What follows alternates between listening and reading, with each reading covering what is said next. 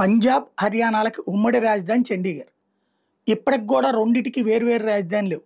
పంజాబ్ మాదే, చండీగఢ్ మాకు వదిలేసి మీరు చూసుకోండి అంటది చండీగఢ్‌ని. చండీగఢ్ ఇది మాదే మీరు చూసుకోండి అంటుంటది. ఇద్దరు గూడా సొంత రాజధాని లేకుండా దశాబ్దాలు గడిచిపోయినాయి.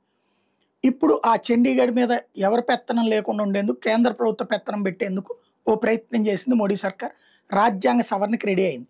దాన్ని కేంద్రపాలిత ప్రాంతంగా ప్రకటించేటట్టు ఆ నగరపు బాధ్యత అంతా ఏదైతే రాష్ట్రపతి చేతిలో పెట్టేటట్టు అన్నట్టు.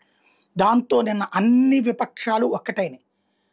ఈవెన్ ఈ మధ్యనే బీజేపీ వైపుకి మూవ్ అవుదాం అనుకుంటున్నటువంటి అకాలీదళ్ కూడా వీళ్ళకి వ్యతిరేకమైంది. అకాలీదళ్, కాంగ్రెస్ పార్టీ, ఆమ్ ఆద్మీ పార్టీ, కమ్యూనిస్టులు అందరూ తీవ్రంగా వ్యతిరేకించడంతో ఈ బిల్లు ఈ సెషన్స్‌లో పెట్టాలనుకున్న దాన్ని శీతాకాల సమావేశాల్లో ఆపేశారు. భవిష్యత్తులో దాంట్లో ఏమైనా కన్విన్స్ చేస్తారా, శాంతం ఆగిపోతారా చూడాలి.